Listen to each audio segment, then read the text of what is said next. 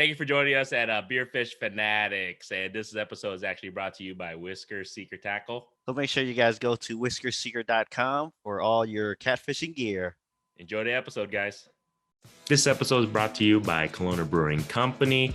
If you live in Eastern Iowa, make sure to swing by Kalona Brewing Company's tap room. Amazing food and amazing craft beer. If you live in Central Iowa or in the Midwest, swing by your local supermarket and see if they carry the Kalona Brewing Company line of beer. And also swing by your local restaurants, local bars, see if they have Kalona Brewing Companies on tap. If not, make sure you guys request it. I kid you not, you won't regret that. Other than that, enjoy this episode, guys.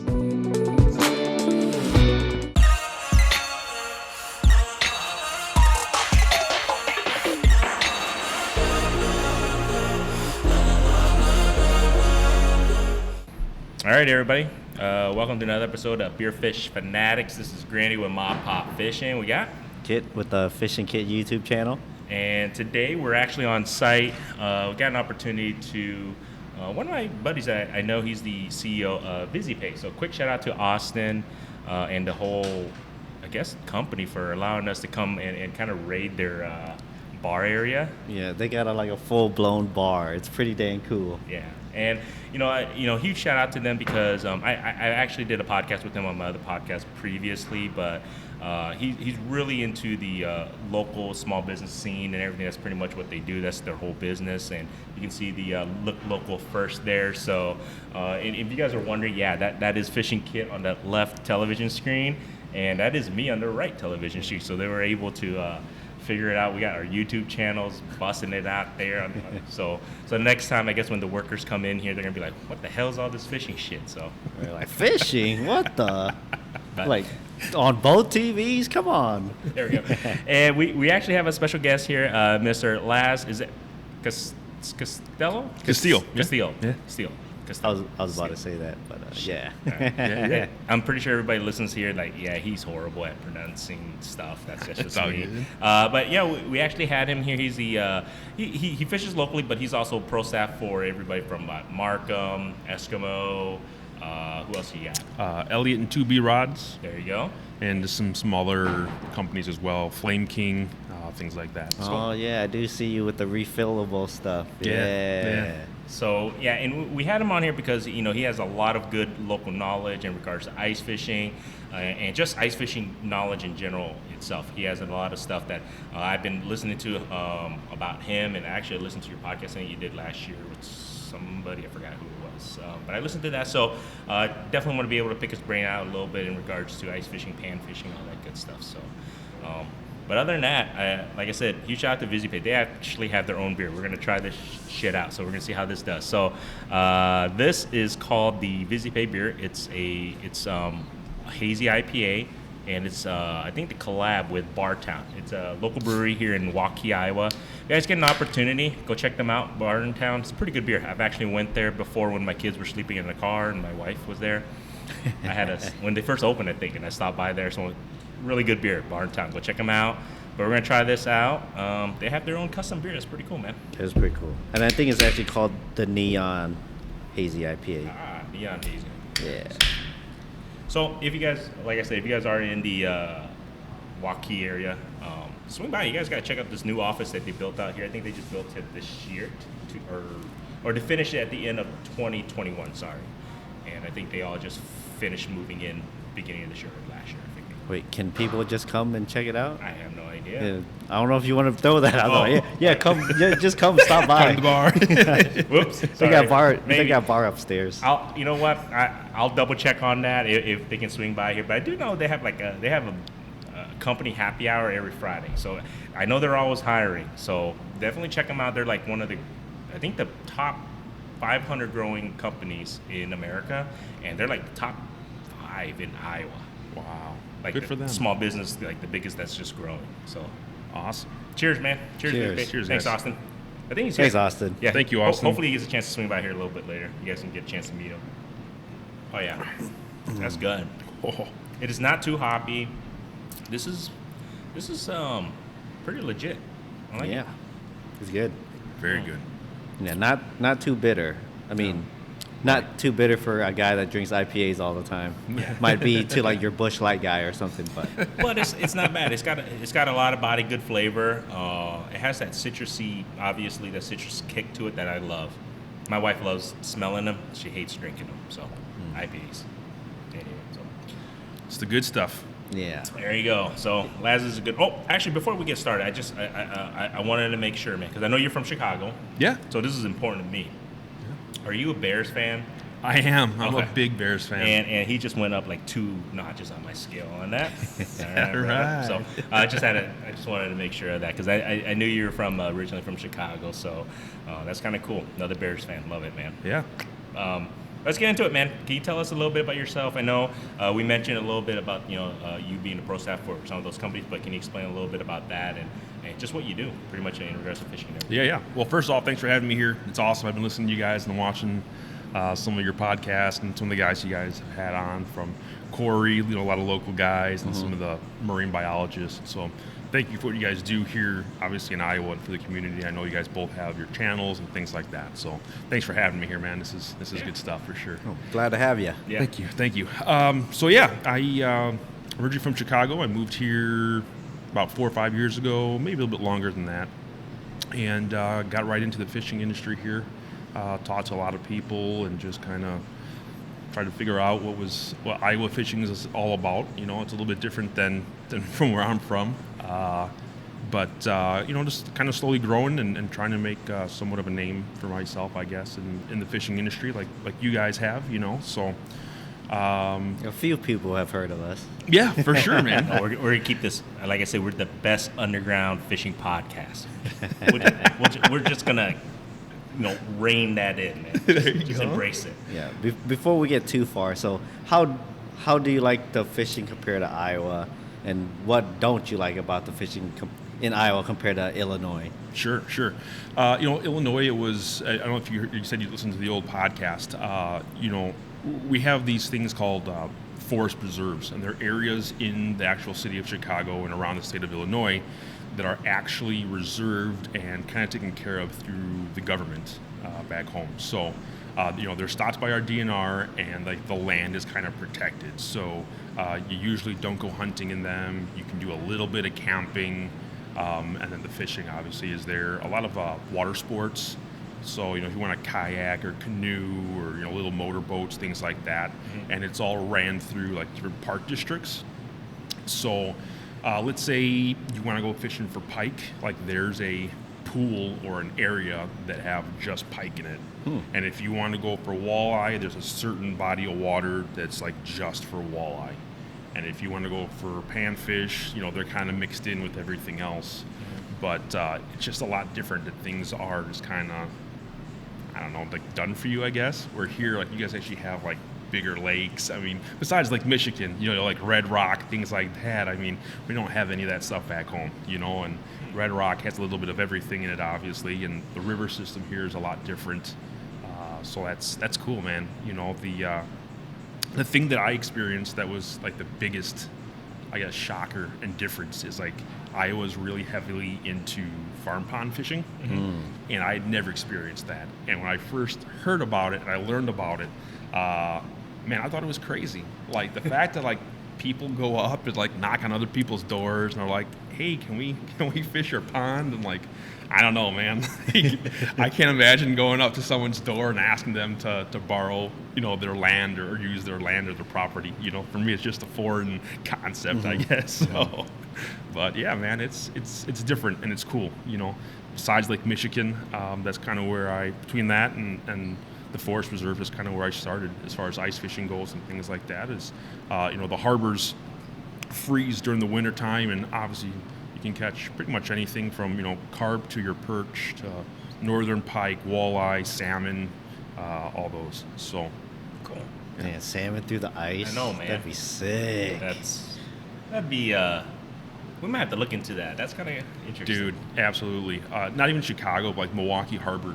Just look it up, YouTube Milwaukee Harbor, and see some of these trout, the browns that these guys are coming out.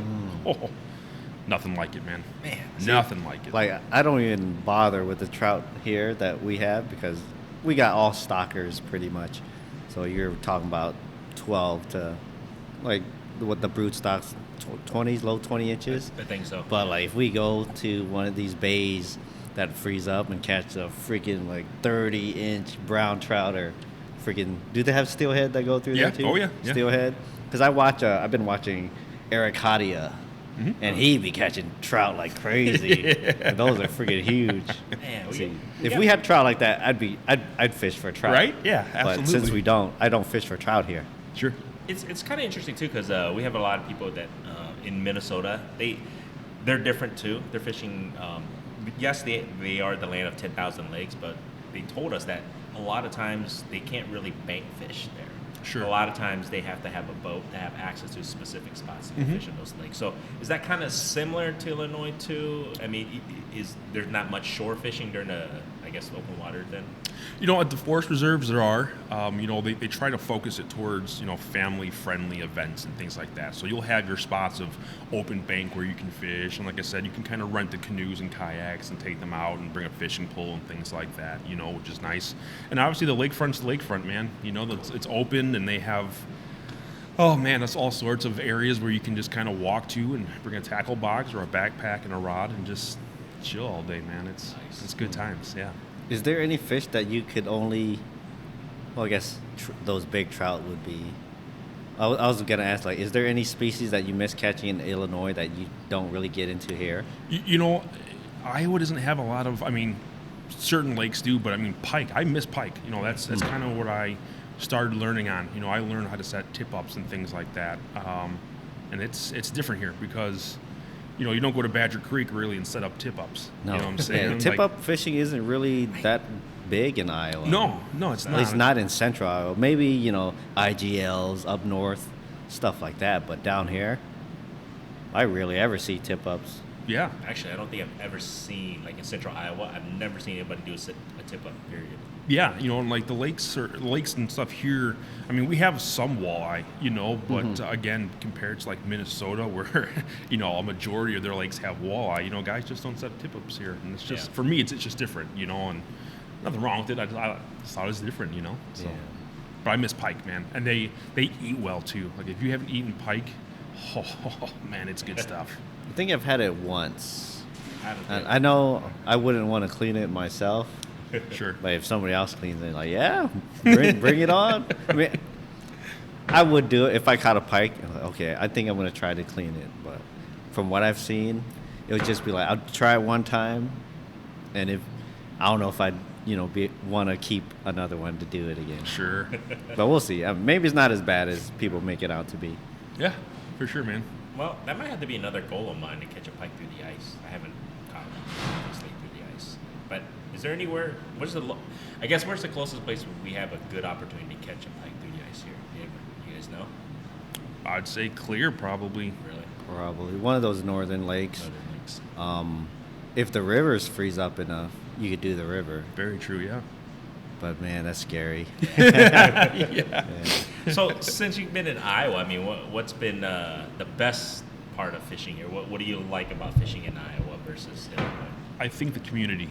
You know, I think our community here is something special, especially right now. Like we have so many good things. I feel like coming out of Iowa. You know, and most people, I don't think of Iowa as a fishing destination. As things progress up north in like the IGLs and Clear Lake, I can definitely see it turning into a destination fishing area.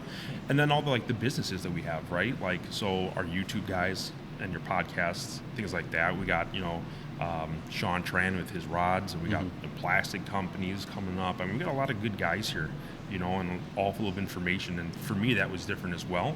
And it's been very cool, and I like it, man. You know, just to be able to network with so many different groups of people, and who are willing to share, I guess, like their experiences and what they do and where they fish. You know, Right. Very true. I don't know, man. I've been looking at social media a lot. A lot of people are like, people love to share, but then other people hate that other people love to share. There's got to be a balance. Yeah. There's got to be a balance. No, I swear, because I saw on social media, like, somebody posted, you know, their catch and everything. You know, they were excited. They just wanted, whether bragging or they just wanted, you know, show people, right? And then you got all these haters, I guess you might as well. Thanks for ruin our spot and all that shit. I'm just like, dang, dude. The guy was just showing a catch with him and I think it was like his kids too. That was the crazy thing. And he was just showing it, and I'm just like, man, you got to ream him on that? I mean, I get it. He goes, well, now everybody's going to be coming down here. Like, Did he say where he was at? I mean, he posted it in a group page where it was. Oh, like a certain lakes page? Yeah. Well, I mean, if you're going to post pictures on a, let's say, Sailorville Lakes page, odds are you're going to be at Sailorville, right? Sure. I mean, that should be a given already. Yeah. But I think those people are just like, stop posting. I'm just like, well, and somebody actually, responded, this is true. He goes, well, this is a page, a group page to show and tell people how the bite is and how the ice is, and it's just, you know what I'm saying? Like, this is people just, telling and showing. So if you don't like it, scroll. I mean, it's as simple as that. Sure. So I get that, but yeah, it was crazy though. I was just like, man, it was like, I went into a rabbit hole, like, scrolling and reading the comments. I was that guy. Going through the comments on like Facebook or YouTube is like you just want to turn your brain off. Like, oh my god!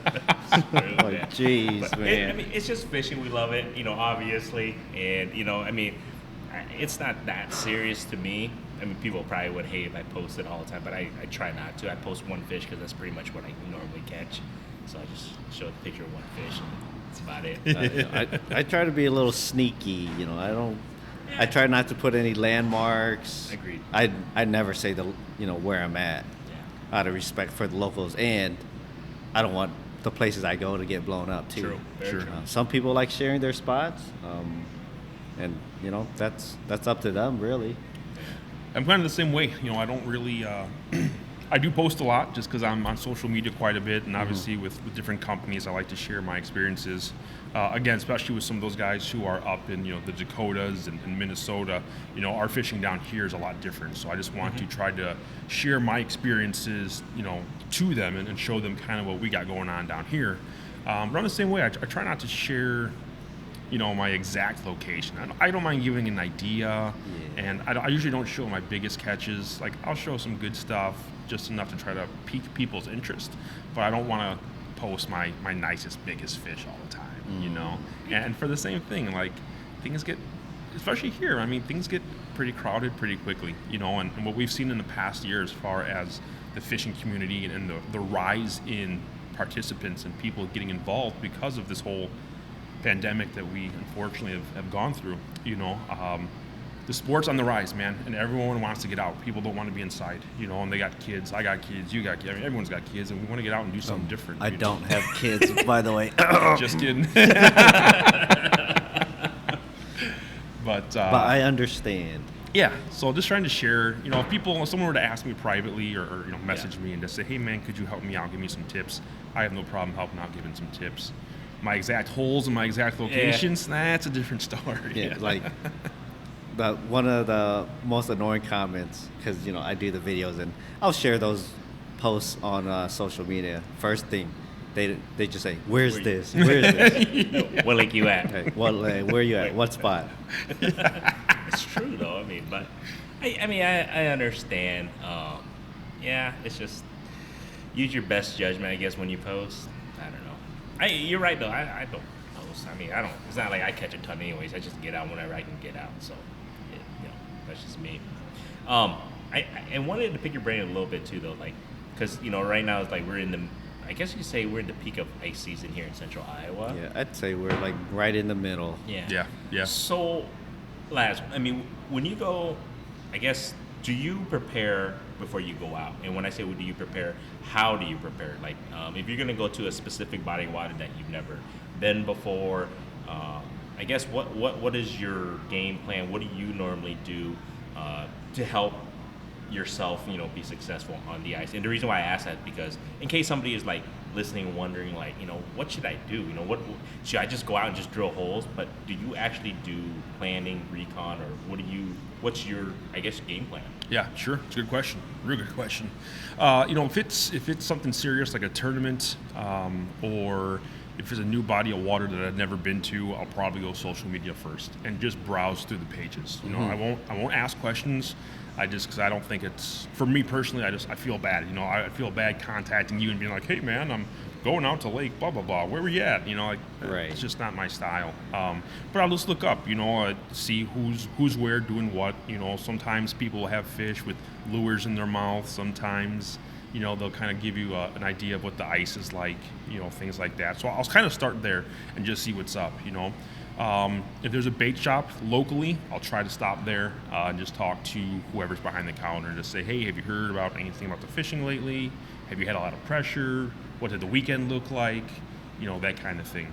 So I'll kind of start there. I'll pair that up with, some weather, obviously, kind of looking at, this year I think we've had it's been cold, but front-wise, we haven't had a ton of fronts roll in. Last year, it was like every other day we had like super windy, then we had snow, then we had rain, it was all over the place.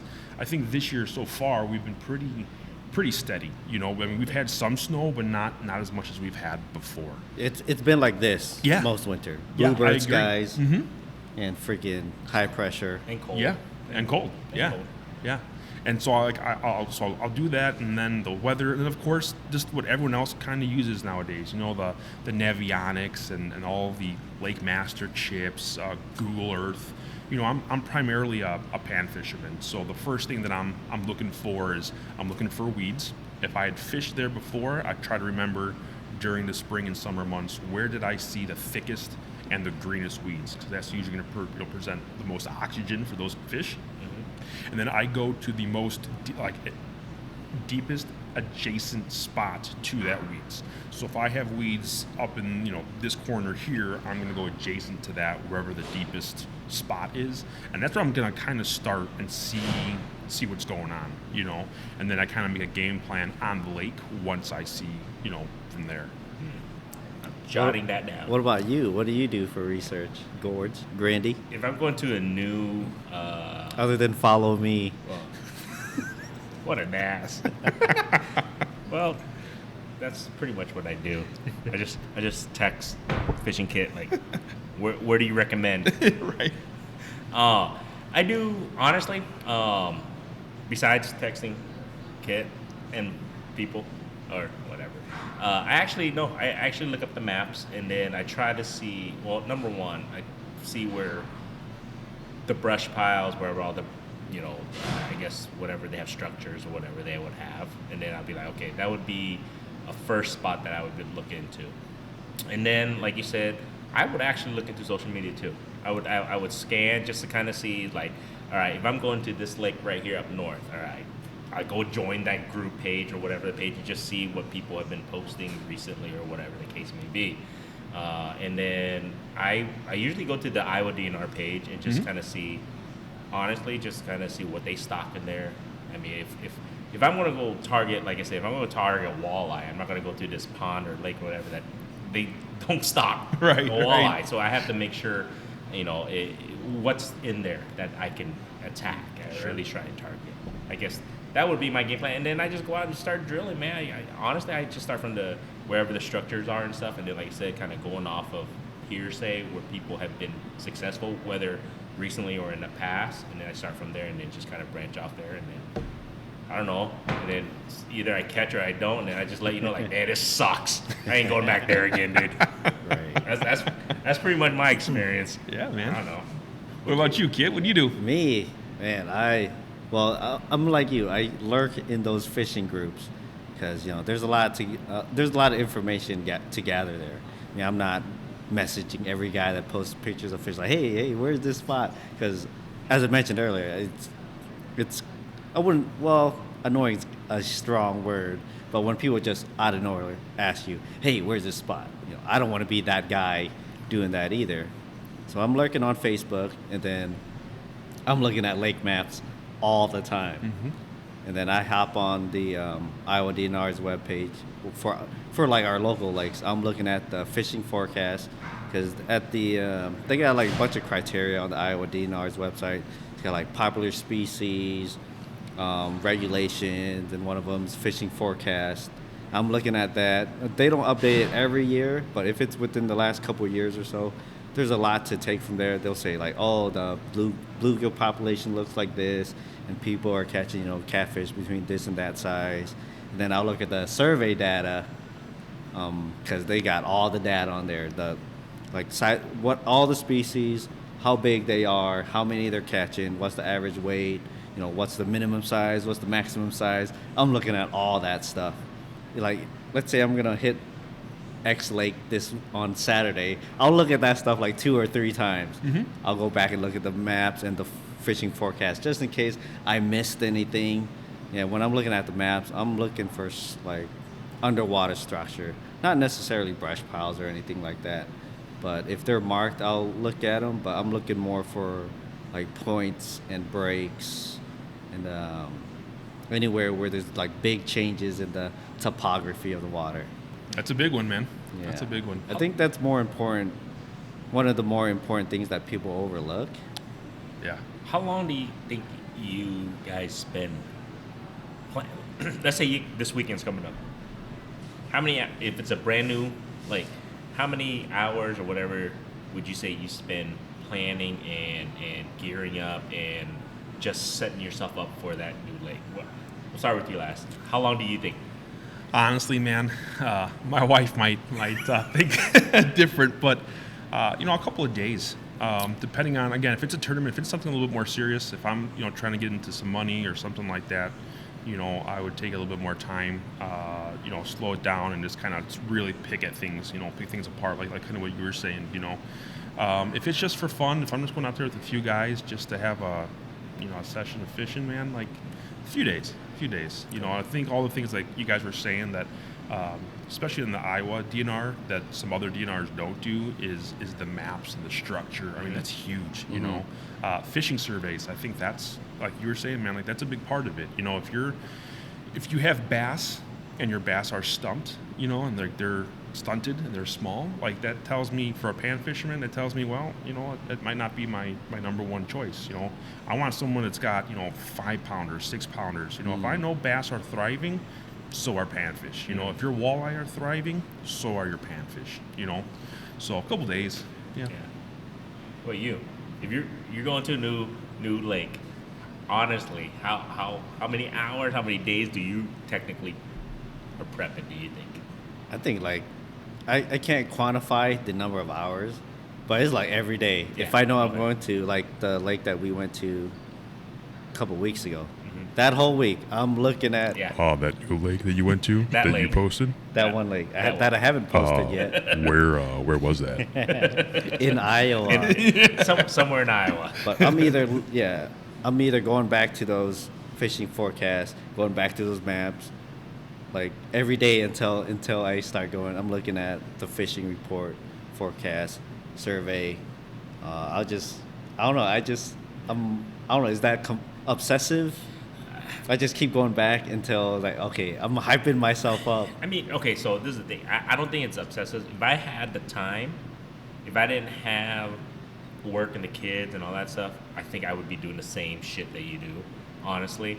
But the thing is, I have so much time in a day that I can only do so much research, like, because I get yelled at, like, what are you doing on the computer over there? And then most of the time they're like, what are you looking at, a map? Or what are you looking at that? You could peek at it, like, a couple of minutes. Like, okay, maybe I should try over here instead. All right. Or while you're on the toilet or something.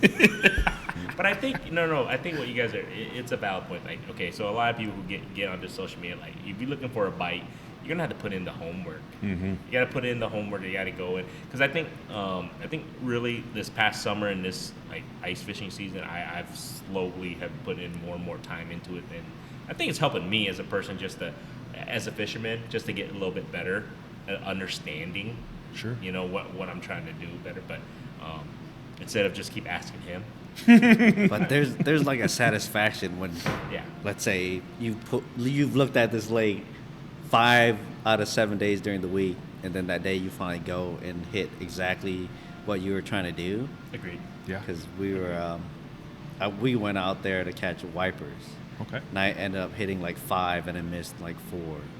Okay, this spot looks good. I think they're gonna be here.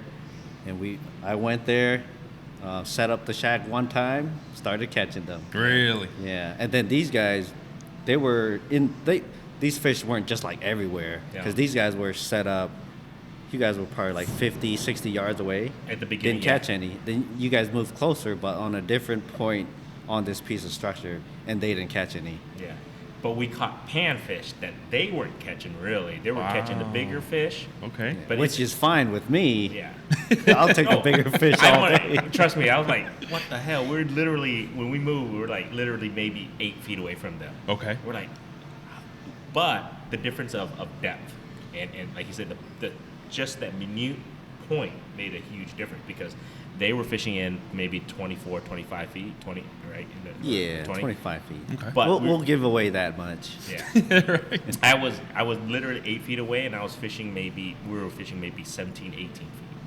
So that difference right there, I mean, we were catching panfish.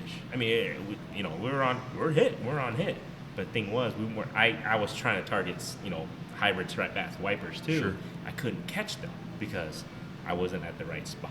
Mm-hmm. I mean, technically, it was just because how I know that is because I went back and I fished at his spot, and I actually caught what I was targeting. Sure. So it was literally, within 5 to 8 feet made a huge difference. And I think that's crazy, right? Like, and this is something that I tell a lot of people, ice fish, especially who are like just getting started, is like, don't get discouraged, right? If you do put the work in and you didn't catch, or you didn't catch what you thought you were going to catch, like, don't get discouraged. You know, like give it at least 2 more times. You know what I'm saying? Yeah. But the other part of it too is like, a foot can make a difference. You can have the guys using the same jig with the same line with the same rod, like literally everything. One guy will catch everything, and the next will catch nothing. Pretty much. And people are like, yeah, I don't know what's going on. I use the same thing as Fishing Kit. Fishing Kit slams them, and no one else does. But, I mean, really, ice fishing, and I think fishing in general, like, I don't know why, but it's just the way it is, man. Whether it be, and I was explaining this to a group of guys this past week, was, so I like using Rapala's ultralight number 3s. There's a color called Fire Tiger, or Orange Fire Tiger, or something like that. And just the difference in the stripes can make a difference in a lure or in a bait. Or one might have extra BBs in it or rattles, and it makes that big of a difference to where fish will be scared from it, and other fish will be attracted and get like the reaction strike. And it boggles my mind. It's nuts. Well, let me ask you this. Are you a guy that is switching out baits like every 5th drop if you're not catching fish? Like, I want to switch the color because I haven't caught a fish after 20 minutes, and then you just keep switching stuff, or do you kind of just focus on more on like your cadence, or maybe how your bait's positioned versus the color? Because I know people get caught up in colors. Like for me, I'm lazy. I don't want to retie if I don't have to. Sure. I don't get caught up in colors. Like I go out there with one color. If that doesn't work, then the fish don't want to bite. Right on. He does that. Does he? Yeah. 100%. That's exactly. Like, the fish just aren't biting at all. Whatever. We're going home. But, I'll switch from a totally different type of lure. I'll put down a spoon, and if they aren't hitting that, then I'll downsize. But as far as like colors and stuff go, I'm not really a color guy. Sure. I'm sure it makes a difference on the toughest of tough days. Sure. What are you? Are you a guy that's always switching out colors? I know this sounds super cliche, and I've talked about this before. I really honestly, thank you, sir, appreciate that. Something that I honestly do try to do is really learn what the fish want, right? And people who are starting off are like, well, what does that mean? How do you do that? How do you learn? For instance, this past Sunday I was on a lake. Okay, and I started off, I always tell people and I always encourage people to start off with something that you're confident in, okay? Your confidence might be a lot different than my confidence. They might be the same color, they might be different color. You have a lure that you like to start off with. I have my lure that I like to start off with. Always start with something that you're confident in. From there, I let the fish tell me, okay? So if I drop down, especially for ice fishing, if I drop down and I see a fish come up and look at it multiple times, I'm not just talking, 3-4 times, I'm talking again, you're 10 feet away and you're slamming panfish, and I'm here, 10 feet away, and I got fish coming up, but they're not engaging in it. That already tells me, okay, something's going on. Either, it's not, the presentation is wrong, my knot that I used is not right. Something here is not connecting, so it's my opportunity to change to see what's going on, right? So if I'm starting off with a fire tiger, and it's my confidence and it's not going, but I'm having fish come up and still not engaging, then that tells me, okay, for me, it's probably a color. It's probably a color thing, right? Or it's a line issue, So I talked about this on a 515 podcast. I'm a pan fisherman again, and so I bring 5 rods or 6 rods out. Each one of those rods is set up differently. So I have some with 2-pound test, I have some with 3-pound test, I have some with braid, I have some with braid and a swivel. So the first time I go down and nothing happens, okay, I start with a 3-pound test line, I'll go down to a 2. And then I'll change the color. And then I'll change either meat, if I'm using meat that day, or a minnow head or plastics, and I'll start kind of going through that. I try not to tie. I hate tying. I got fat little sausage fingers, man, and trying to get 2-pound lines through the loops and tying a Palomar and all this stuff, forget it. So, I try to, again, this goes into the preparation, a day ahead, I'll go through my rods, see what I have. If I need to change out rods, I will. I'll look at the line, make sure there's nothing like kinks or breaks or burns on it, things like that. And then I'll switch out rods, I'll switch out lines, and I'll go from there. So one will have a silver on, one will have a gold, one will have a fire tiger, one will have a red, one will have a pink. Because I'm a pan fisherman. That's what I know works in Iowa. Like I just know that. You know that. Just over time you learn. Gord's is just nodding his head like, because, totally. Because yeah, totally. I'm not gonna lie, man. I don't switch out lines. Whatever I have, guys, I'm gonna lie, man. It's what's sticking on the thing. Cause I'm not. But I do have enough rods that can do it. I choose to put on each rod different lures, like different types. Yeah. But in regards to lines, I'm gonna tell you right now, I'm too lazy. Nothing wrong with that, man. I'm just like, shit, they ain't biting. Like you just said, they ain't biting today. Right. See, imagine. I know this is gonna be hard for you to comprehend. Imagine if I did all those extra steps and caught more fish. Wouldn't that be crazy? If I could catch more fish than I already do. So why don't you start doing that? Then you'd be like the greatest fisherman ever. No, I mean, for me, I got 2 rods. One, my power noodle. I got the tungsten on there, and my carbon rod spoon on there. I don't ever put on new lures. Like they're gonna eat one of these 2, and I fish them both at the same time. And whatever they bite, that's what I go with. Are they something that you have confidence in? Like, do you use those 2 lures exclusively? Like, no matter what body of water you go in Iowa, you always start with those 2. Yes, but the reason is they're already tied on there, so that's why I'm using them. I'm with you, man. I mean, okay. I'm with you. I fished with do you listen to the Short Rod Show? Yeah, of course, yeah. Shout outs to Ben and Brett. Ben, I spent the night out on a lake over the weekend, and Ben came out and fished with me for a few hours at night. And I was telling him that, and he was like freaking mind blown. And he's over there like switching stuff like every 10 minutes. I was like, dude, like, why are you switching us? And I said, you gotta try different stuff. And I was telling him, whatever's tied on, like, I got stuff tied on from last year. If it's on there, that's what I'm fishing with. He couldn't believe it. Really? Like, what the? I was like, the only time I retie or switch like my tungsten or whatever, like, I'm not doing it for the color. It's because either I broke off. Actually, that's the only reason when I break off. I was gonna say, I'm like, dude, that's the only reason why I even retire. You're right. It broke off. That's all. Dude, I don't know if it's just because. See, maybe that's what I could do better as an angler, like for those really tough days. I'm pretty sure it makes a difference. Oh yeah. But 80% of the time, I'm sticking to my guns. Yeah. Well, Laz, let me ask you, like, that is true because I hear how people say downsize the line, or you know what I'm saying, like it makes a huge difference. How do we? I don't know.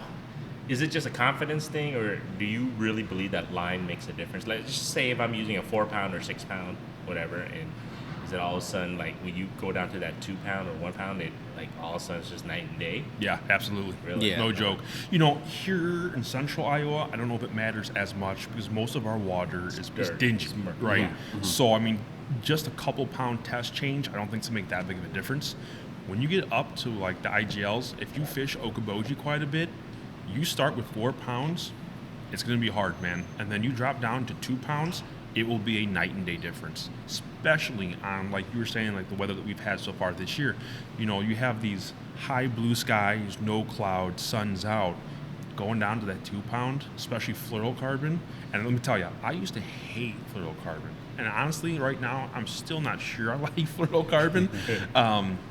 But it really is, it really is different. You feel more, and the fish tend to not seed as much. They're not as spooked. You know, last year when I was using 3 pound mono, I would have fish kind of come up and just kind of, you know, hesitate a little bit more, where I feel like this year, man, it's been lights out.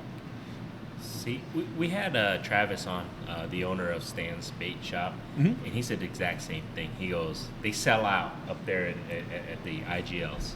Yeah, the 2 pound. 2 pound and The 1 1 pound. and 2 pound. 1 and 2 pound lines. He goes, they sell out every year. He goes, people don't understand until they get there, and then they see, like you just said, the moment they go from like 4 or 3 pounds all the way to 1. He said sometimes they're just that finicky, and he goes, they start killing them.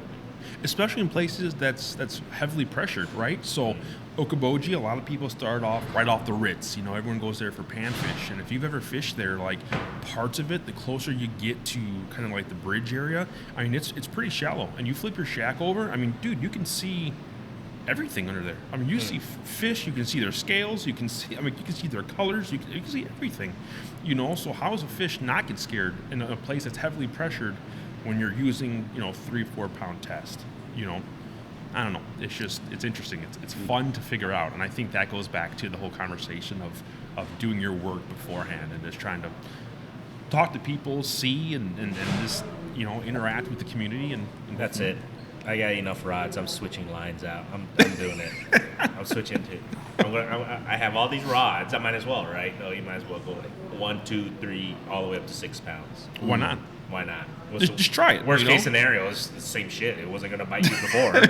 Right. Worst case scenario, Yeah. you won't catch anything on it anyway. But if it's all of a sudden you're like, huh, you know, Yeah. You know, I said all that stuff about me being lazy. I just stick with whatever I have on there. I do agree with the line thing, especially in clear water, because, well, the fish, especially when it's highly pressured, there's high pressure, they're kind of just creeping, and they're just sitting there staring at your stuff. Yeah. So they got so much time to scrutinize something before they go after it. If you're using like 4 pound line, yeah, they can see it easy yeah, because they got the time. very true. They're just, yeah. If you watch your sonar, you just see them just hovering That's what there. they're looking at. Yeah, they're just staring at it, thinking about like, do I want to eat this? I can see that line. We just had that and today. then they're like, nope. We just had that today. So I mean, we weren't gonna touch on it, but we might as well. So Fishing Kit and myself, we went out for about an hour right before this podcast. We're like, I was excited. I was like, yeah, we're gonna do this challenge. I'm gonna fish with Fishing Kit for an hour. We're gonna record this podcast and have an awesome video. We didn't catch shit. See, I was going out there like, all right, he had bait. I was gonna use plastics only. You know, I was going in there with tons of confidence in the plastic. When we got out there, it was like, oh man, I think the bait's gonna kick my ass. And even the guy with the bait couldn't catch Yeah. anything. Oh, It man. could have been the line. Could have been the I line. think it could have been the line. All right, midway through. Shout out to Kalona Brewing, sponsor. I grabbed the folk style beer. I don't know what's in there. It's really strong. So I want to have fun drinking this. Cheers, guys. Did we even say cheers earlier? We I did. got- We did. I got that just for you, man. Well, thank you. Toppling Goliath, one of my Pseudo? favorites. What do you got Pseudo there? Sue. Pseudo. That's his favorite. Yeah, And right I on. think is that Iowa? This is beer? American lager, I It's, think. hold on. We might as well give you guys a little bit of little pub, little love. There we go. American Lager, Iowa Eagle. Iowa Eagle. Wait, what's the brewery company? I should know this. I don't. I don't know why. Is it on the bottom? Iowa Brewing Company, right? Oh. There we go. Yeah, Iowa Brewing Company. Yeah. Where's that out of? I got to read the notes, man. I don't know, man. Sorry, guys. I'll put in show notes on the links to the beer. You guys gotta try. Toppling Goliath's out of Decorah. Yeah. I know that much. Well, this is like one of my favorite beers. It was the beer that I brought out with me to the my overnight. Almost said the lake. We try not to say the lakes on here. I mean, we say it, but it's okay, I think, here and there. Because people understand that we are from Central Iowa. But my thing is, though, I think you do a good job of not giving the spot and the time away. You know what I'm saying? Sure. Because, I don't know, man. People can figure it out for themselves, right? If they know, they know. That's what I'm saying. But yeah, I'm not handing that information out if they don't know. Yeah. Shout out to Spencer River Certified. He goes like he says this. I'm not here to give you a fishing report. I will help you. I'll give you tips and what I do, what's worked for me. But I'm not going to give you the spot, the location of where I'm at, what I'm doing, or when, because I'm not your fishing report god. Sure. It totally makes sense. Yeah, it makes sense. I'd agree with that. Yeah, I wonder how that guy's doing. All up in Florida, Yeah. Must catching be nice. stripers and I know. all the That's cool awesome. fish. Don't care about us. That's all good. See how it is, Spencer.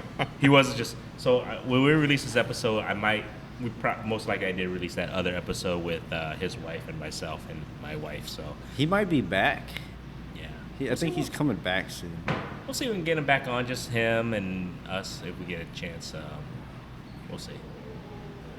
Oh, speaking of, if you guys, by the time you guys hear this episode, when we release this, make sure you guys tune in. The reason being is, Fishing Kid and myself, we got invited. I don't know why. I told you we're an underground podcast. But we got invited. We're going to the Midwest Fish and Wildlife Convention. Awesome. Yeah, we had no idea. One in 10 years, Yeah, they one- come to Iowa. Yeah. Get out. We're like, yeah, whatever. It's on man. a 10-year rotation. Yeah. And this year is Iowa. Get out. Congratulations, Yeah, thank guys. you. That's awesome. I have no idea how the hell we got invited. Like Jeff, shout outs to Jeff Yeah. Kapaska, because he's kind of our contact in the DNR, and he basically set this whole thing up for us. Hopefully, he doesn't regret his decision.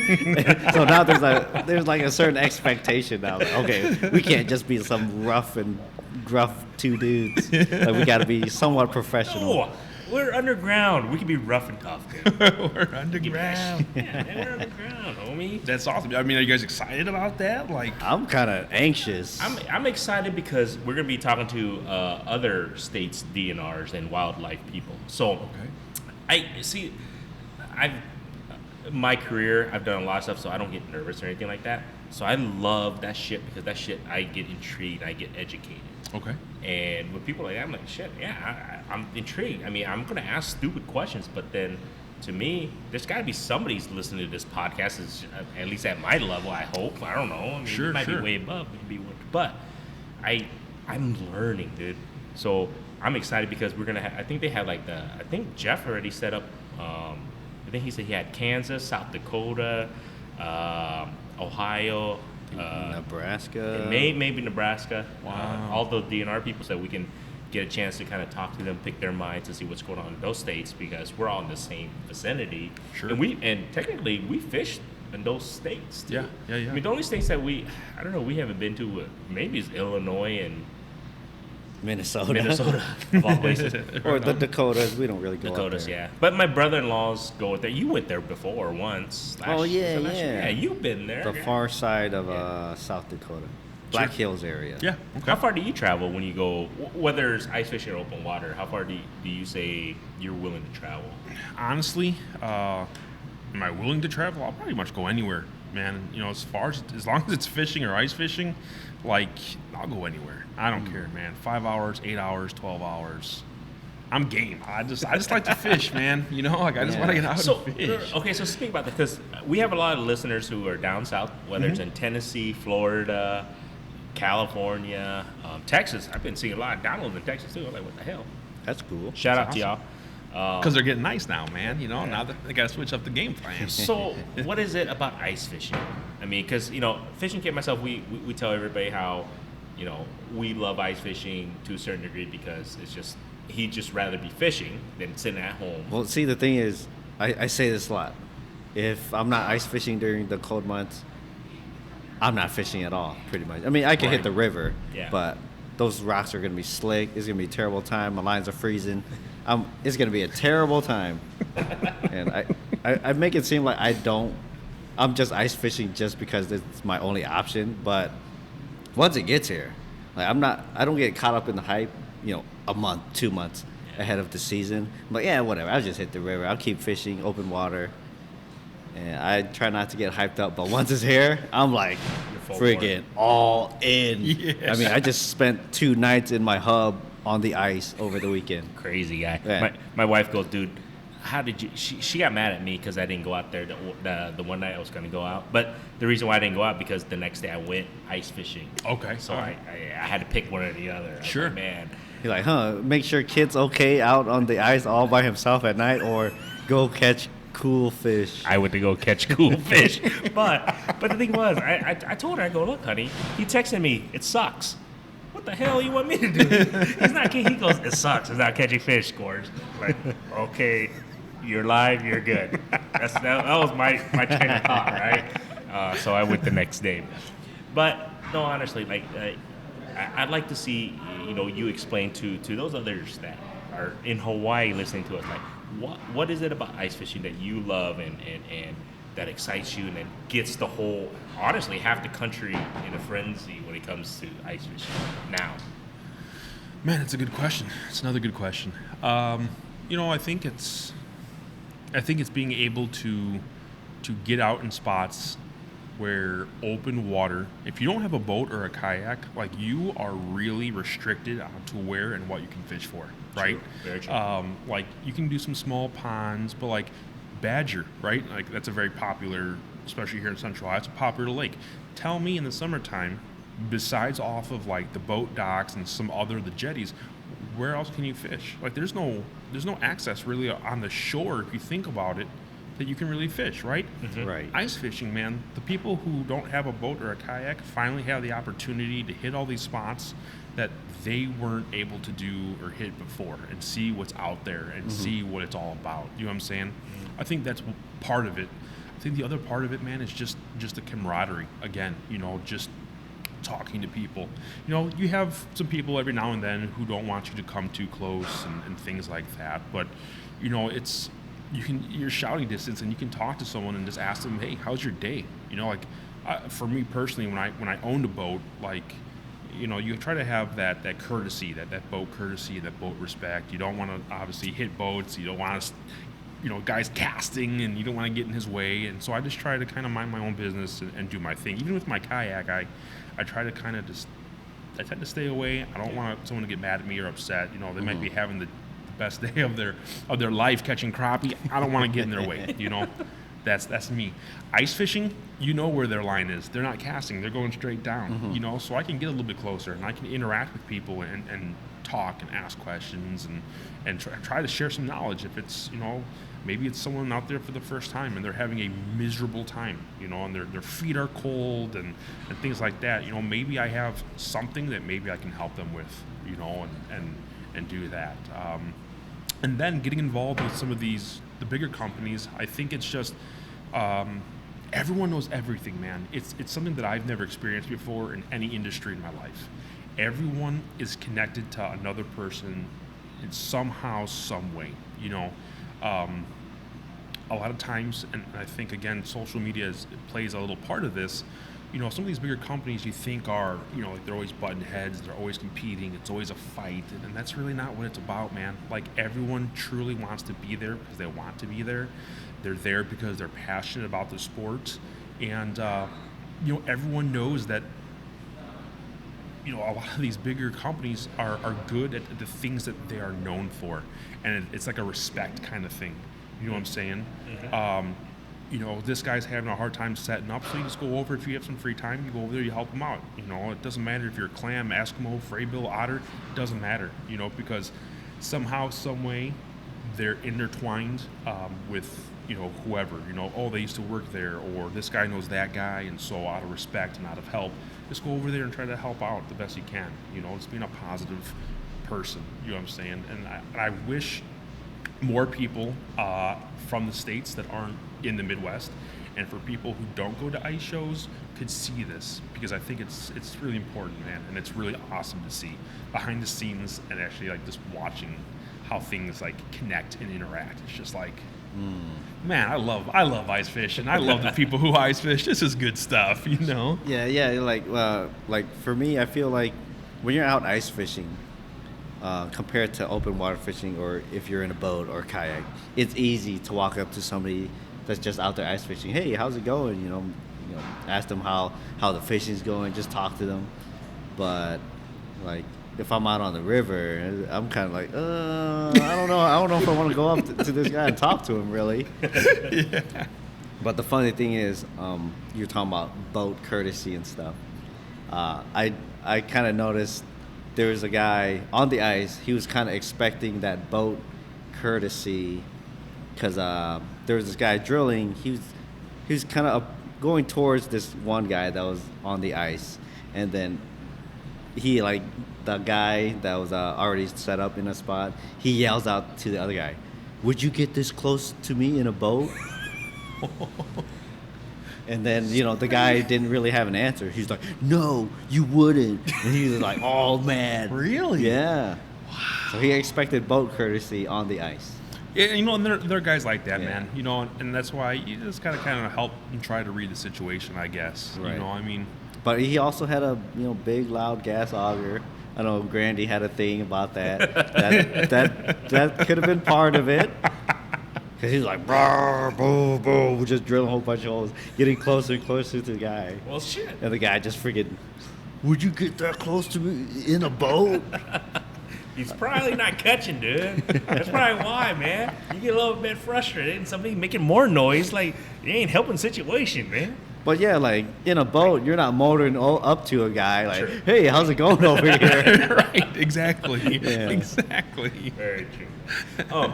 So, I kind of wanted to ask you a little bit, because I think because we have a lot of listeners who are thinking about, like, they've been wanting to get into the industry or become a pro staff. I mean, what does it take, and what is it like to be a member of a pro staff of a company in the fishing industry? Yeah, it's a good question, man. I don't know where to start on that one. That's a tricky one. Come on, Mr. Pro Staff. Just get in there and fish, right? I don't know, man. Because if somebody wants to get into the industry, because everybody they're asking me, like, "Man, shit, I don't know shit. I just started talking fishing with my homie, and we started drinking beer. That was how I started this." Yeah, we're not some industry insiders or yeah. anything like that. So, but people ask, like, "But I go, dude, I just got a podcast with my friend that we drink beer and we talk fishing." But a lot of people are like, "But how do you guys get into the industry? How do you meet all these people?" So you have way more experience than us, obviously, on that. So how does somebody do that, and what is it like to be, I guess you say, in the industry? Sure. I think being, it's gonna sound real weird. I think being humble, right? Like knowing that you're human, knowing that it's okay to make mistakes, knowing that you're not the best of the best, knowing that there's someone out there who is bigger and better than you at all times, and just keep that in your mind, right?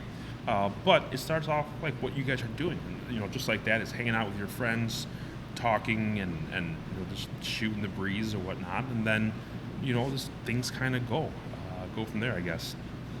One of the things that I encourage people to do is make a resume. And I know that sounds so weird, and people are like, "A fishing resume? Like, that's the craziest thing I've ever heard. Like, what do you even mean?" Like, people sometimes even have a hard time putting a resume together for work, let alone for fishing. Yeah. And I think it's a good time to be honest with yourself. What are you good at? Are you good at communicating or encouraging? Do you do tournaments? Do you do a podcast? Do you have pictures? Things like that. You know what I'm saying? It's my wife. You can take it. You can take it. I'll have to give you a call back, honey. Sorry. I love you. I hope she watches this. I know. I hope she watches She will. Okay, I was going to edit it out, but we're going to leave it in now. All right. And then just communicating, man. There's ice shows all the time, all over, that are within 4 or 5 hours. Big ones, right? Like St. Paul. You guys were both at St. Paul. Mm-hmm. Even if you're not there to buy stuff, it's not a bad idea to show up, see what's hot, see what's going on. You get to see everyone, and they're all there for the same reason, right? So that's your time to kind of network and communicate and things like that. And that's huge. If you have questions and you're trying to start off, or you're trying to learn, or you're trying to do something, those are the places, and that's the time to pick these guys as minds. All the big guys in the industry, 9 times out of 10, show up to one of these bigger shows, whether it's St. Paul or Fargo or Sioux Falls, things like that. You know, you guys, everyone you see on YouTube, Bluegill, Mr. Bluegill, Tony Roach, Joel Nelson, Brian Bro, all these guys who are there, or who are you see on TV and YouTube, they're there. They're representing the companies that they represent. Mm-hmm. Go over there, as long as they're not doing a seminar or something like that. 9 times out of 10, they're on the floor. Go talk to them, pick their brain, ask them questions. Same questions that you guys are asking now is what I asked them, right? Like, hey man, I'm struggling on this lake and the water's dingy and I've used gold and gold's my go-to and it didn't work. What do you suggest? Like, just go and pick their minds, talk and network, man. You know, that's a good starting point, you know? And then again, back to the resume, build your resume, do stuff, you know, take pictures, do a podcast, do a tournament or two, see what it's about, you know, something like that, where you can put on a resume and say, hey, you know, I did this tournament.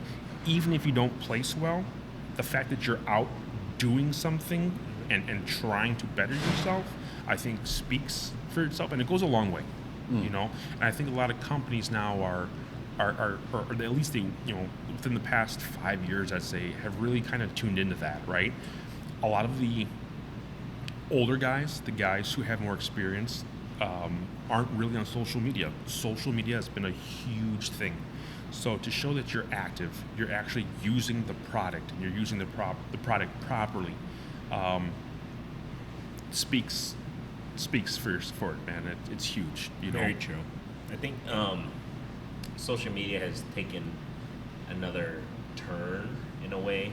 It gives people, like you just said, that's not professional in fishing, ice fishing or regular fishing, gives them an opportunity to showcase themselves. Yeah, you don't have to be some big time, you know, Bassmasters Classic tournament winner. You just be, you know, your mom pop fishing guy that has 4 daughters and fishes, you know, 1 hour every couple of days as he can. Hell yeah. You know, you can make an impact now. Legit. Who would have thought? No, you're right. It's like, it's one of those things. I don't have time to fish. I don't know shit about fishing. I'm still learning. I'm still trying to get better. But you're right. But I want to make an impact, because I guarantee you there's another mofo just like me in my same situation and want to get better, or you know, enjoy what I do the same shit. Yeah, because more people could relate to yes, the guy with 4 kids that fishes an hour every other day, Yeah. versus the guy, you know, winning $100,000 at a Very true. major bass tournament or whatever. Because actually, I've been working with these plastics company, and one of the things was these bigger. It's kind of having an opposite effect now. Like, these guys that are winning all these big tournaments, but they don't have a big social media presence. They're not really having as big of an impact as some guy with a huge social media presence. And I think we've, like, our generation, I think we've really seen that shift happen, you know, and it was very, man, it was fast and it was quick, but, like, tournaments have their place, right? Back in the day, people used to fish tournaments before social media. Yep. Guys would fish tournaments, and when they won or when they did something well or they placed well, that they used that platform to say, hey, I placed 60th out of 400, and I used this and this, this, this, and this, and this, right? And that's how they got the word out. Now, with social media, you don't have to fish a tournament, and you don't have to place well. Right. Again, you know, if you want to sit around with your homies and drink beer, but something works for you and you really like it and you believe in it, share it, man, you know? And that's, in a way, that's been the beauty of social media, you know, and that's how you get guys to come in and things like that. Yeah, Yes, and yes. like, Go ahead. another thing is we had this conversation. I'm in the group with these plastic guys, and like, the other side of it is, you don't even have to be good at fishing as long as you're good on social. You'd be a big presence for a fishing company, even though you suck at fishing. But somehow you got that social media magics, and you know a lot of guys don't like that. But so I feel like things will eventually level out, kind of like the bikini babes for fishing. Like when they first came out, like that's all everybody cared about. Oh man, these hot chicks in bikinis. But after a while, people were like, okay, whatever. They're just these bimbos wearing bikinis. They can't fish. Nobody cares. But now there's like chicks that are coming out. They actually know how to fish, and more people care about them. So it's kind of like leveling out. I think he didn't mean to say chicks. He said females. Oh, sorry. I mean, I don't know how many females listen to our podcast. We got a few. I found out. We got a few. No, I ain't shitting you, dude. We got a few. Well, I apologize if chicks is offensive, but well, when I said chicks, I was talking about the bikini chicks. I'm with you, bro. I'm with you. I got it, dude. I'm too far in to save myself right now. You're good, man. Hey, but that's why we are. That's why we're the underground. But I think, like Laz says, share us. Yeah, but I think we'll get to a point where you know you got to be decent at fishing, and you gotta have a decent social media presence. You can't just be like, you can't be total like, oh, I'm a freaking social media wizard, but people will see like, man, this guy can't fish. Like he sucks at fishing. People are gonna see that. I think that's the thing is just be yourself. Don't try to fake anything. Like, I don't go out there trying to say, like, man, I'm so good. Y'all do what I do. You want to catch fish? Nah, I don't do that shit, man. I'm just me, man. I think that's the biggest thing. Just be yourself. But no, I agree with you. I think we have to get out into those, like you said, those trade shows and all those stuff. Just kind of network a little bit. I think it doesn't hurt because, like I said, I got a lot of requests like, how do you guys get into the industry? I think you're spot on. Like, just get out there, man. Just get your name out a little bit, meet some people, talk to some people. It's not gonna hurt.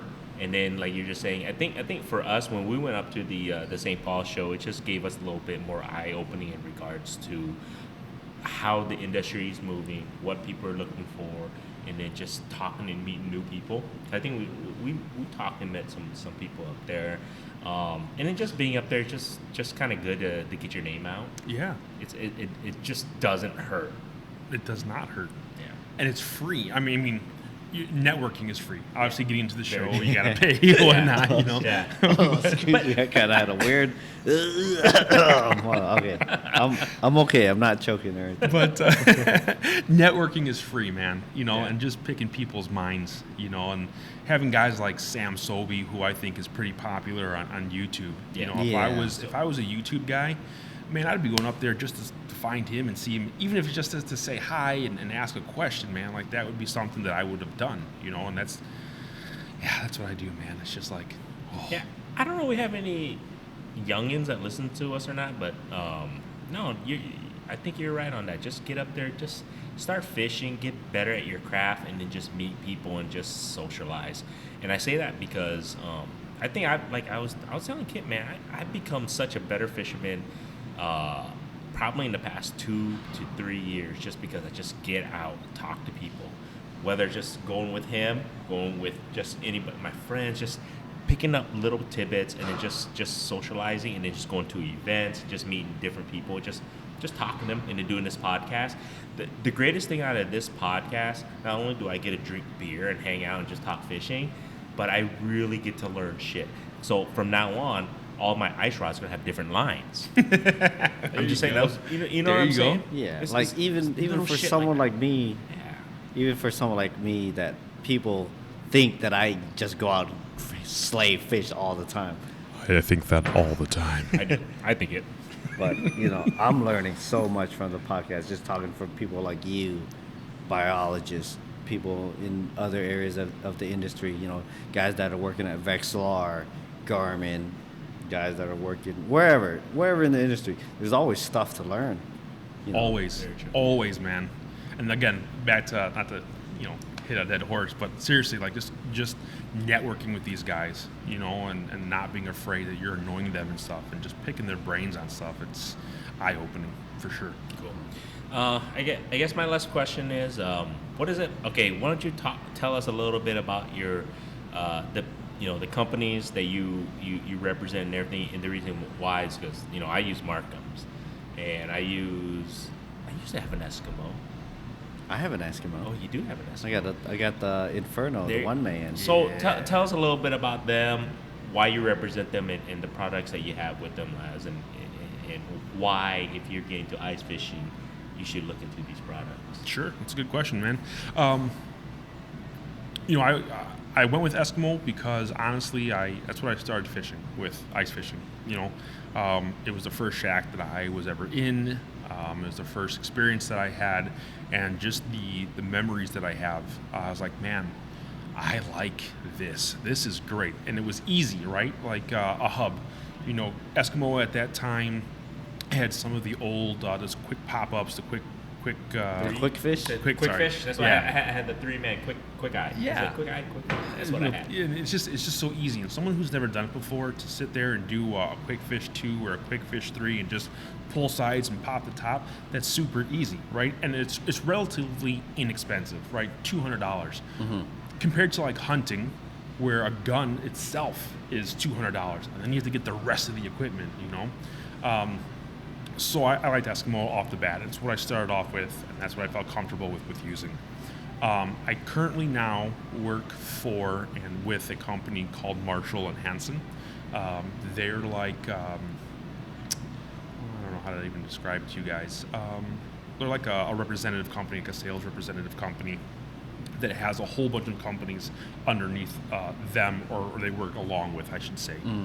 And I really wanted to get with Eskimo, and these were the guys who I was told to get in contact with and get a hold of.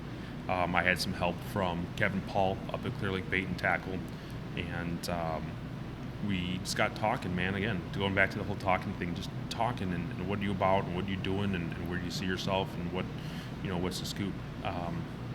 So that's how I started with Eskimo, and I just kind of put myself out there, and I just told them, like, hey, I want to learn more, I want to do more. I'm not necessarily looking for free product, but I want to broaden my horizons, and I want to learn more. And I'm at a spot right now where I have the time on my hands to where I can help you guys out. So if there's anything that you guys need help with, whether it's social media or shows or something, please, give me a shot and just let me know what you guys need. And that's how it started. And then everything else has just kind of fallen into place, man, slowly, MarCum, I like MarCum. I started actually with a Vexilar. Vexilars are great. I think Vexilar makes a great product. But I wanted to try something different. I'm always kind of wanting to learn more and engage more with people in the industry, and the MarCum opportunity came up, and I was like, man, I've never fished a MarCum, and John and Steve kind of helped me out with that, and they said, hey, we'll help you get a MarCum in your hands. Why don't you go ahead and give it a shot? And I did, man. And the more that I used it and the more that I learned was the more I got interested in it, And obviously it does help when you have bigger names behind it, and that's kind of how I got into the whole rod business, as far as Elliott rods and 2B rods. I believe it's Paul, if I remember correctly. If I'm not, I'm sorry, but I think it was Paul who went out and started MarCum Technologies, and John, one of the guys who owns Marshall and Hanson, was there in the garage actually helping Paul Thorne start MarCum and things like that. And so there's been a very close relationship with these guys over the years. And Paul and Greg, if you guys know about custom rod building, like, they kind of started this whole custom rods. Paul and Greg started it up in Minnesota, and they took off, obviously, with it. And I admire that, because we do have guys here in Iowa who are doing custom rods, and Greg and Paul kind of started that, and they helped pave the way for guys, in my opinion, helped pave the way for guys like Sean and things like that. So Paul's kind of went out and helped out with MarCum and things like that, and then they came back together, both brothers came back, they started Elliott rods, and they started 2B rods, and it was kind of under the same umbrella. And since, again, everyone kind of networks with everyone, and kind of everyone knows everybody in the ice industry, things just kind of fell into place, and I was just like, yeah, I'll try one. Like I'll see what's up. Like, Syncork. At that time, I'd never heard of Syncork before. I didn't even know what it was. And for those of you who don't know what it is, it's a synthetic cork, and it's pretty durable stuff, man. Like, I'm rough on my equipment, and if you've ever tried a Syncork, check it out, look it up, feel one. After I felt it and I tried it, and I was like, man, this stuff's wicked, man. It's different than regular cork, and it's good stuff. Yeah, I'll give it a go. And again, I intrigued my interest, and I went into further detail about it, talked to Steve and John, and got more involved, and that's that, man. That's pretty cool, man. Basically, just talk to the people behind the products, really. Network, guys. Yeah. Network. I mean, networking is huge, right? I mean, that's what social media is, right? Yeah. It's networking. So the more you network and things like that, I think the farther you go. Very cool, man. Very cool. Got anything else, Kit? Oh, I was just thinking, we haven't asked this question in a while. Uh-oh. So as someone that travels to do different shows or whatever, so I'm guessing you're fishing in some pretty cool places with different species and stuff. What are some of the coolest species that you've caught? And out of all the species that you haven't caught, what are some of your bucket list fish? Bucket. That's a good one. Bucket list fish. I'm dying to catch an eel pout still. And I've never caught one, to be honest with you. Again, they're not here in Iowa, right? They are not. So I mean, you got to go up to Minnesota to do that. And for Minnesotans, they're like, come on, man, like that's easy. Like, we do that all the time. But for us, it's like, no, man, like they're beautiful. Like, they're huge, they're fat, they got these cool patterns on their skin. Like, yeah, you have like a super yellow one or a super like almost like super dark chocolate colored one. Yeah. They look so cool. Right? Like, totally awesome. Why don't they stock that in Iowa? Or can they? That's a great question. I don't know. That's a question for the Iowa DNR. Yeah. Jot it down. Yeah. All right. So that's definitely a bucket list fish, man. I would love to catch an eel pout and just actually hold one and see one up close and just see their beauty, man. I think they're just really cool looking fish. I agree. Right? Like, I don't know, just their pattern is pretty sick. Tulipy have been awesome. Whitefish, things that have been up on, again, some of the harbors, things that, again, we don't see here in Iowa as much. That's been fun. That's been cool to see up close and try to fish for them. And so what's the difference between a tulipy and a whitefish? And what there's a third one. Dang it. Tulipy, whitefish, Cisco. I Yeah. think I think two there's an overlap there. Like, it's two different names for the same thing, yes. but which was which, and what's the difference? I think, and I might be totally wrong on this, so I think whitefish and tulipy are the same. They're in like the same family, or they're used. Some people call them whitefish, some people call them tulipy, and then Cisco, I think, is in their own. Okay. I think I could be totally wrong on this, but I believe it's. Guess we could Google. Yeah, it's like it's a certain combination of the three for sure. Yeah. It's just a matter of what that combination is. Yeah, and that was fun, man. Downsizing again on your jigs and on your rods and everything else, and really trying to use that finesse style techniques was a lot of fun. It was cool. We'll have to ask the DNRs if Ohio and Minnesota, if we can grab them. I kind of want to know About eel pout or no about the whitefish and tulipies and like something with the mouth Yeah, and that's what I'm saying. something with the where the dorsal and anal fin is, it's something gotta- like that. Yeah. it's got to be something But like basically, for you Iowa people, they just look like John Shad, pretty much. or Pretty much. down south. Yeah, down south Or people. down It's south. just shad. It's a huge shad. Kind of like a shad herring looking kind of fish. Yeah. I hear they Yeah. taste good. So A lot of people like them. yeah, that's what I'm saying. Like friend of the show, D Yang, Yang. he Shout catches out. them. Like, he's like, his last few videos, whitefish. I know. But it's like, man, I'm so intrigued. Like, he even told me, like, he'll trade. I'm surprised he doesn't catch that many walleyes through the ice.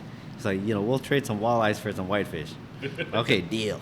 Does is it mostly like harbors and stuff that he's catching whitefish? He's or- kind of. like- I don't want to blow up the spot. Okay, no, that's fine, that's fine. I have no wouldn't tell- idea. Yeah, I don't know. He's kind of on the down low with his spots. Yeah. That's cool. No, that's and, cool. And I kind of have an idea, but we'll see. Because I'm still crossing my fingers. I might go up there in a couple weeks. We'll Sure. see. I might go up there See? with the drastic plastics. That's the plastics company I was talking about. Yeah. They're having a get together. Very nice. And I think the target is whitefish. I never caught whitefish. It'd be I'm saying. super cool to catch a whitefish for the first time. We'll try. We'll make it happen. Do it. Hopefully, that would be I don't pretty know. badass, man. It would be pretty badass. Yeah, it would. Yeah. New species. Eel power would be super cool. Well, Drastic Plastics, they're out of Wisconsin. What lake would that be? Erie? Oh, those, yeah. Yeah, I have no believe. idea. I am terrible at geography. Me too. Me too. I have an idea, but I don't know. We'll see what happens. If I can make it, that'd be cool. Same. I think I'll go out with Corey. Yeah, Yeah. Corey Weaver. Yeah. I like that guy, man.